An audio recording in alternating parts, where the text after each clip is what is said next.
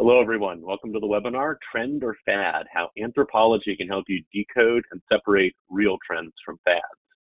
My name is Mike Holman. I'm an SVP and Group Director here at Lux Research and moderating the session today, which will be presented by Ujwal Arkalgud, our EVP and Group Director here at Lux. And throughout the webinar, you can type any questions you have in the box on your screen. We'll have some time at the end to answer those. If your question doesn't get answered or you think of something else later you'd like to ask us, you can always email questions@luxresearchinc.com and we will respond. So with that, I'll hand things over to Ujwal. Thank you, Mike. I'm excited about today's topic because it's a topic that I get questions on a lot, especially from many of our clients in R&D and innovation. Obviously, everybody has a huge challenge because we seem to be living in a world where suddenly everyone's gotten very, very focused on spotting trends. We joke around saying you throw a stone these days and it's going to hit a company that specializes in trend spotting.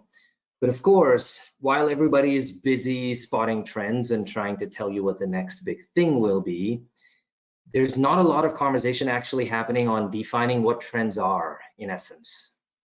And the fundamental truth is that trends by definition, by nature, are volatile. It just depends how volatile a trend might be. And that's really the goal of today's session, is to arm you with the tools and to showcase a framework that you can apply to actually understand where these trends sit and how volatile they might be and what kind of risk exposure they might result in. The other proxy for trend analysis these days is an analysis of mentions, be it on Google Trends or any other kind of trend platform, looking at what's trending on Twitter and so on and so forth. The analysis of mentions, of course, the biggest challenge is that it still does not tell us about true volatility. All it analyzes is whether people are talking more or less about a topic. And I always use this slightly silly example to make my point, which is, imagine if I was standing in the village square and I make up a word that's funny sounding and I start shouting it. And other people in the square find that word funny as well, so they too start chanting it. It turns into a little bit of a funny chant. In a couple of minutes, people get bored, they stop chanting it, they move on. What's happened in this scenario? In this scenario, was this word a trend? Absolutely not, because none of us, including myself, knew what this word even meant. It was made up. We were just chanting it because we found it funny or interesting in that moment in time, and then soon we all moved on. That's the classic narrative of a fad. So mentions, the spike up and down of how much people are discussing a topic, does not really tell us whether people actually understand a topic with a level of consistency, with a level of consensus. And that's really where anthropology comes into play, because our goal isn't just to understand whether something is being talked about. We need to understand whether people agree on what it means and whether meaning is gradually moving in a cohesive and concerted direction. And that's really what we're going to dig into today. Now, of course, the big challenge we're all faced with, especially in innovation and R&D, is that on one hand, we've got innovation programs that take time, whether we like it or not. Especially the larger the organization, the longer typically the timeline. Innovation takes time, yet we've got a trend environment that is innately volatile, and we've got a target that is constantly moving and evolving. So how do we innovate in a situation, in a circumstance like this? And I'm going to use 3 examples to really answer this question for you today. I'm going to use the example of, or the trend of ditching single-use plastics, and use the example of adopting natural cleaning or recyclable packaging. But before I actually get into answering whether these trends are actually trends or not, I want to actually take you through, I want to first take you through the model, the framework that will apply to actually measure the volatility of trends.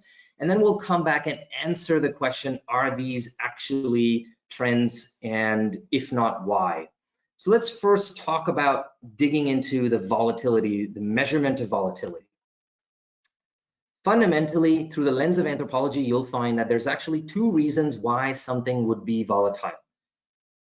There's what we call economic factors, and there's what we call cultural factors. Economic factors are simple. Sociodemographics, socioeconomics, Affordability is a simple example of an economic factor. If people buy and spend money on something, it advances that cause. On the other hand, you've got cultural factors. Cultural factors are a bit more complex. They refer to the underlying belief systems that are held within a context, and these cultural factors also play a significant role in advancing a particular idea and making it a real trend, driving it into the mainstream.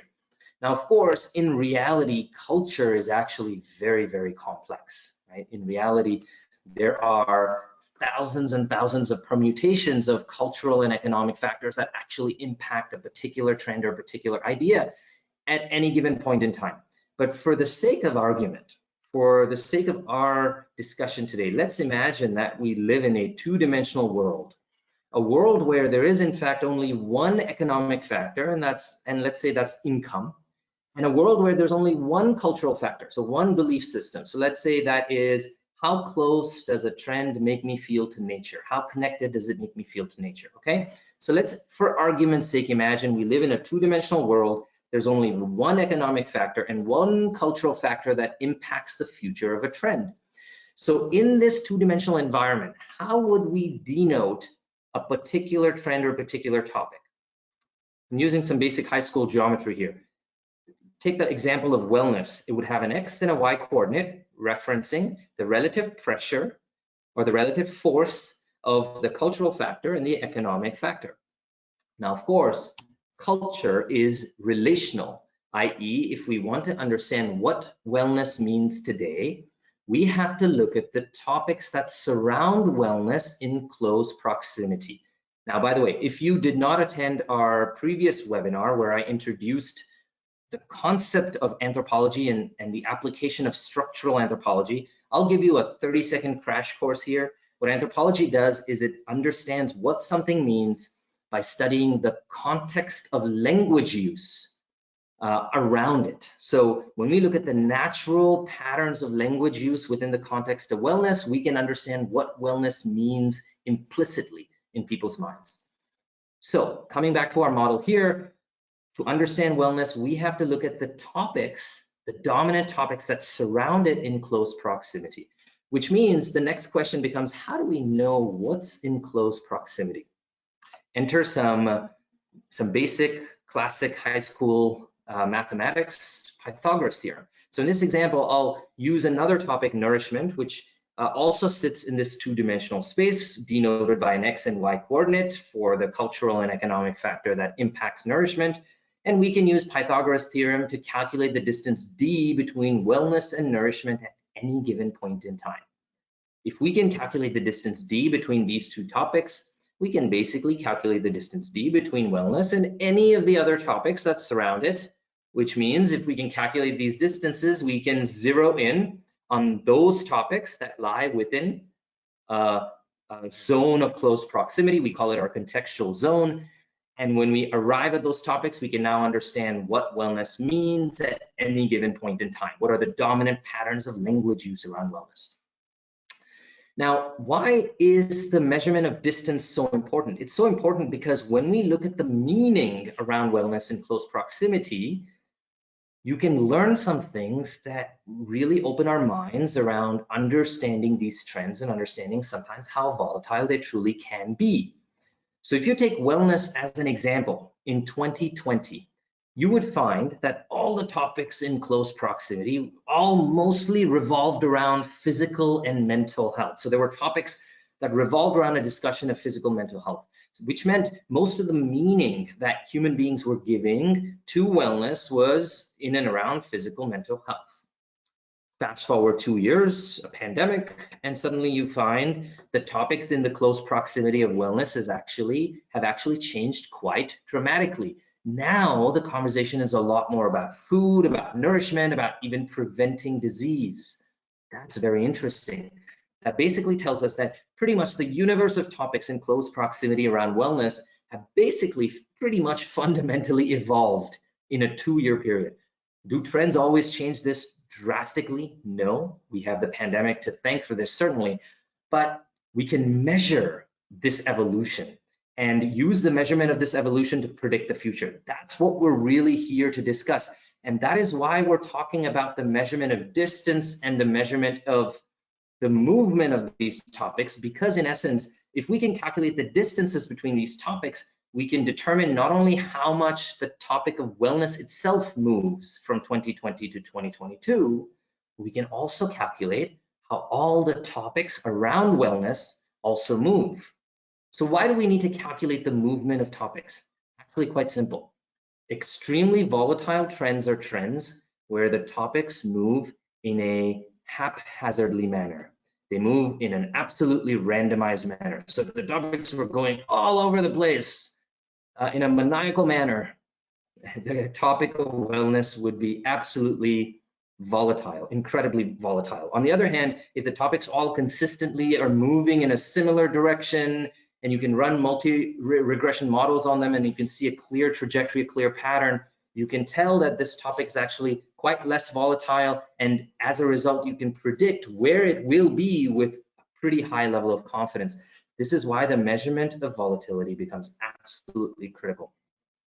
So now when we apply this framework to the topic of wellness, this is a screenshot from our platform taken a couple of days ago. So this is the latest data on the topic of wellness in the United States. What you'll notice is that this is a topic that is now in mainstream acceptance. That is almost more than 45% of the population of 83 million people that the topic is relevant to are in agreement about what it means. So it's in mainstream acceptance. However, it wasn't always there.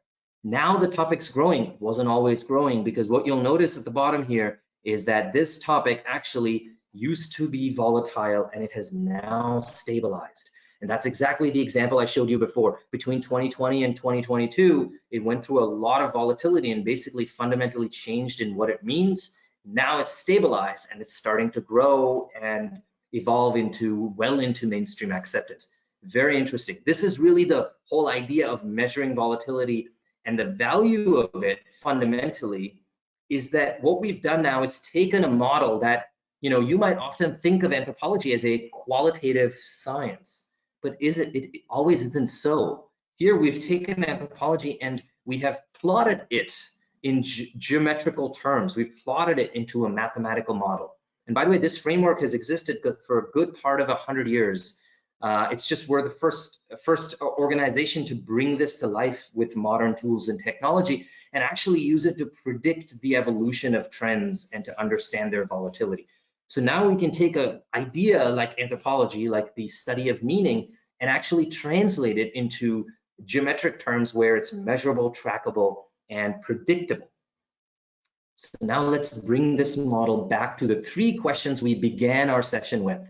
Do we think these are real trends or not? The desire to abandon single-use plastics, the desire to adopt natural cleaning, or the desire to adopt recyclable packaging. Let's go through them one by one. We're going to start with the topic of single-use plastics. This is very simple. It is in fact growing. It is in fact what you would call a quote-unquote trend. However, the one thing that perhaps might surprise you is that it is a lot less mature than one might think, or certainly than what the media might project it to be. So as an organization, what's the implication for you? You might be getting a lot of pressure from senior management about solving the single-use plastic issue. But when you look at this, you realize that the consumer is far behind where you think you are. Now, what does that mean? Does that mean you should suddenly put more single-use plastics in your products? No, that's not what I'm saying. What I'm saying, though, is if you plan to charge the consumer more for a better for you packaging, now may not be the right time to do that because the consumer is not fully ready yet. It's these kinds of implications that this model allows us to think through. Let's talk about the next example of natural cleaning. Now, what you'll find, this is very interesting, and this happens quite often. The topic or the culture of natural cleaning is in fact volatile. It sits in early consensus. It is not growing, i.e. the topics surrounding it in close proximity are moving in a haphazardly manner. We cannot predict where they're going to go.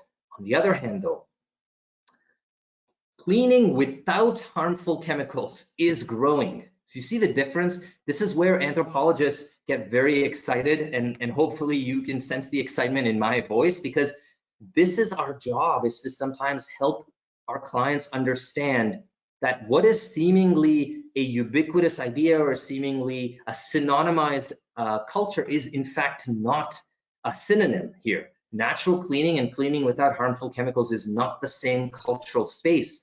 And when you realize which cultural space is right for you and is actually exhibiting growth, it gives you context, and then you can actually reframe the technical requirements for products and solutions in market. Because obviously cleaning without harmful chemicals actually has significantly less technical requirements than a purely natural cleaning solution. Here's another similar example of recyclable packaging. So the trend of recyclable packaging is actually volatile. And the main reason for this is the American consumer in particular has become very cynical about recycling, and a lot of them understand now that even if the package is recyclable, most often than not, it's probably ending up in landfill and so on and so forth. So there's a lot of skepticism around recycling. So instead, the consumer is actually far more interested in recycled packaging, not recyclable. So recycled packaging is well in the mainstream here and is continuing to grow at a pretty rapid pace, well into established ideas. Now, that's a significant outcome, and this is an example where, again, realizing this completely changes the focus for R&D, the types of materials you need for, let's say, post-consumer recycled materials needed for packaging, completely different from the type of materials or ingredients you might need in order to make a pack fully recyclable. So again, the technical requirements completely change in an environment like this, and understanding these cultural nuances not only helps you manage risk in the right way, but actually helps you ensure that you're undertaking the right projects for the right context. So let's bring all of this back. Why are we talking about volatility? Obviously, we're not measuring volatility here because it's fun. Well, it is fun, but it's much more than that. We're measuring volatility here because it has a huge impact on our organizational goals. If you think about the basic life cycle of how ideas in essence, mandates come to bear, you know, typically you'll have senior management, the board, set a particular agenda. And the first step after the board sets that agenda would be to have the next layer of senior management take the agenda and understand the trend landscape, understanding the shifting cultural landscape, and identify the core and adjacent opportunities for the businesses. That's the first step. Now imagine in this scenario that the trends you're looking at and the signals you're looking at are all inaccurate. You could be potentially betting massive amounts of money, time, effort, energy on opportunity spaces that are fundamentally volatile, that will never truly yield what you want them to yield. This is why measuring the volatility of trends and making measurement a common part of the R&D practice is so critical, because that step is basically step 2 in the journey. And then of course, you can also apply this, of course, further down in the life cycle as well. Once you have concepts and ideation done, you can always look at how your concepts are evolving and then come back and re-examine the cultural spaces they fall into and ask whether those spaces are in fact volatile or not. So there's a lot of application, but I think fundamentally step 2 is the most critical, because in essence, what volatility or the measurement of it is doing is it's reducing our risk profile as organizations, as R&D executives and leaders. So we started this whole conversation saying, hey, everybody's so focused on spotting trends, there's really not enough focus on measuring volatility. And that's really my intent and the purpose of doing this webinar today. This is what I want to leave you with today, is 2 things. One is the idea of measuring volatility. It's not a pie in the sky idea. It is absolutely operationalizable, implementable, and it has immediate impact on the organization. And then the second part is doing so can make a significant dent, not just on how you think about core and adjacent spaces, but how you bring them to life through the R&D and innovation process. Again, I thank you so much for joining us today, and I'm open to questions.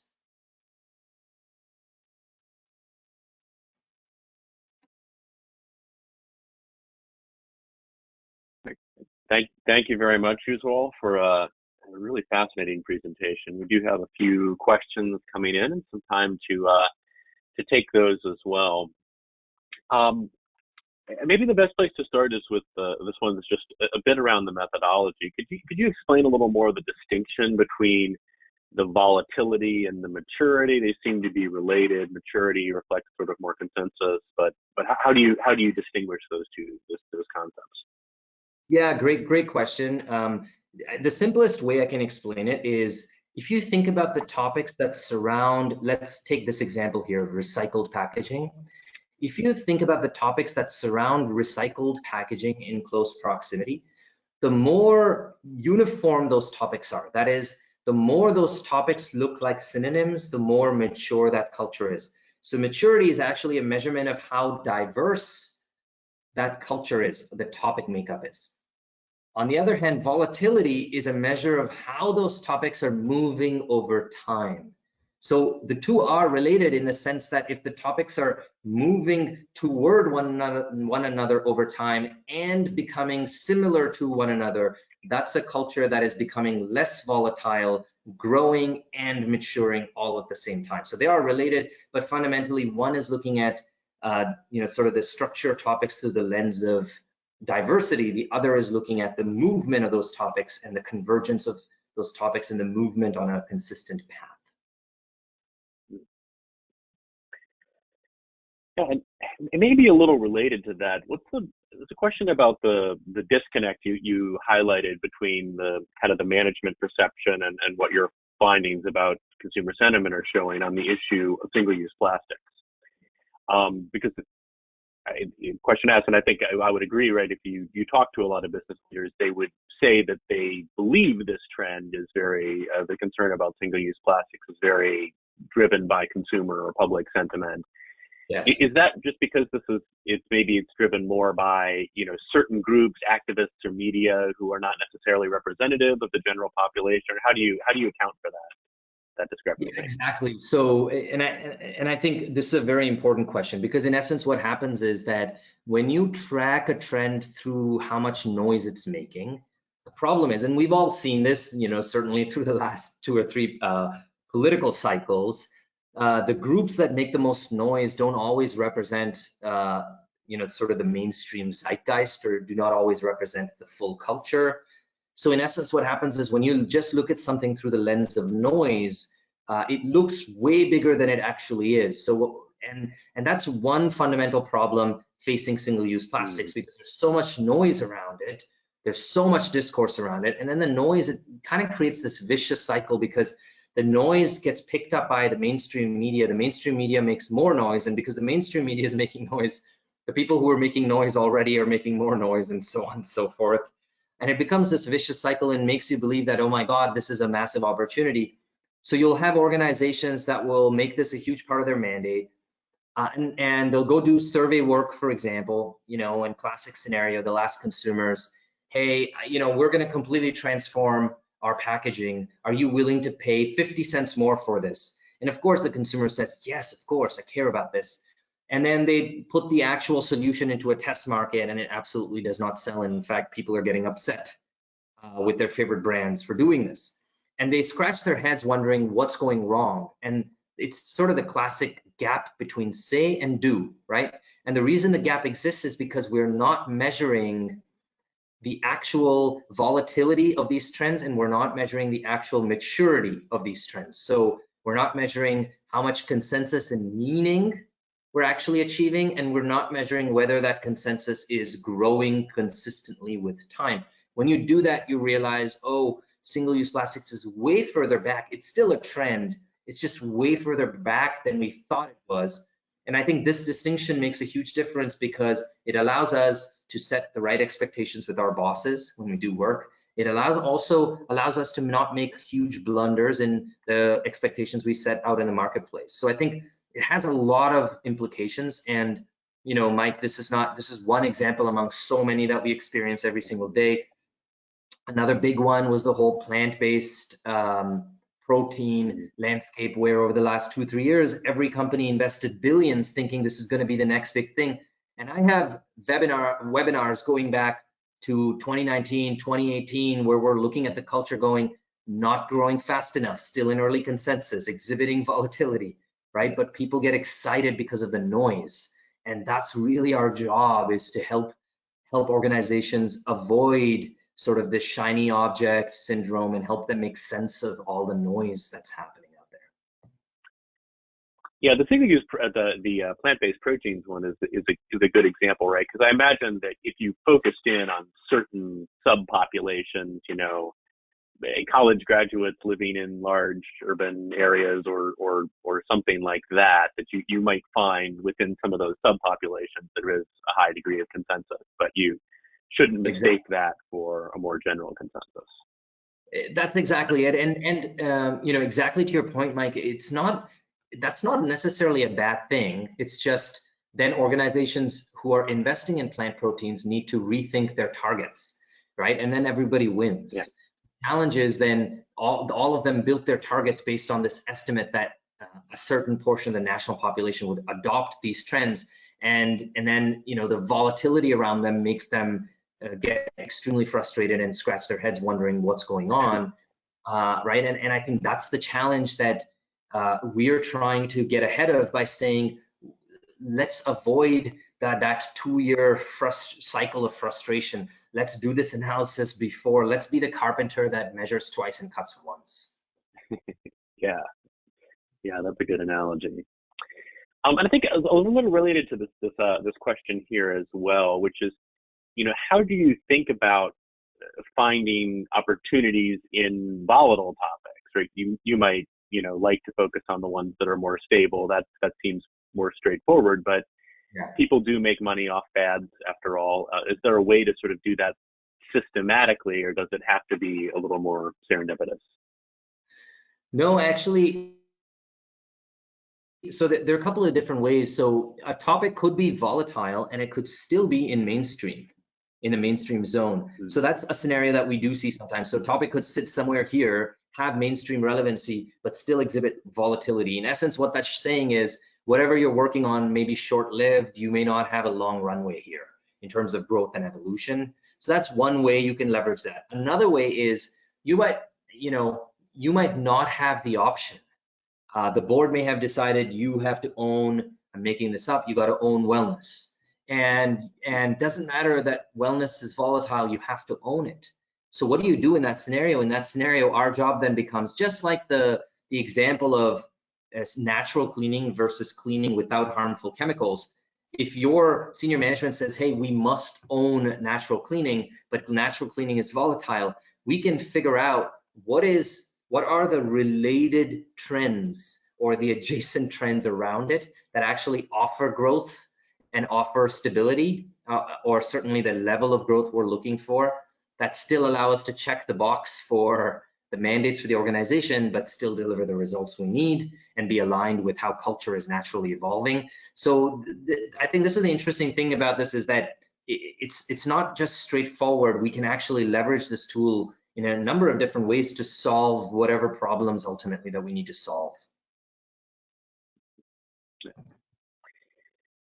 And then maybe one more question. There was a thought about, can you use this tool? Is it helpful at all in predicting the direction of public policy? Because that's something that also is, consumer or public sentiment driven, at least in principle, and that can have a big impact on opportunities as well. I mean, we've recently had a new climate bill come up in the U.S. that was a little unexpected for some folks. So are there ways that tools, either in the short term or longer term, can help to give some indications about the direction of policy? Absolutely. So it can do two things. I mean, at the most basic level, it can help us understand how the consumer perceives a particular policy and how their perception of that policy is evolving with time. And oftentimes understanding that teaches us about the real pressure that policymakers are going to face eventually from citizens and voters and so on. So that's the most obvious way, and certainly we do that quite a bit. We've done work to understand, for example, the evolving pressures in the food industry that the FDA may be impacted by and might make policy against. We've certainly done work in the healthcare landscape to understand how health policy is affecting, the decisions people make around their health, or even around specific issues like the opioid crisis. So there's a lot of wide application. I think ultimately what this tool is built to do is help us understand how consumer sentiment, consumer language is evolving around a particular topic, and how that can be used to predict whether that particular topic will continue to evolve into mainstream relevancy, or if ultimately it will fizzle away somehow. Well, thank you very much, Ujwal. That will conclude the webinar for today. All the attendees should get a copy of the slides and the recording in email later on today. And when you leave the webinar, you will also be prompted to complete a survey. We really appreciate that feedback, and do read all of those and take that to heart in trying to improve our future webinars. And as you can see, there's several excellent ones coming up that Ujwal will be presenting here as well. So encourage you to check those out as well. And thank you all for joining us, and have a great day.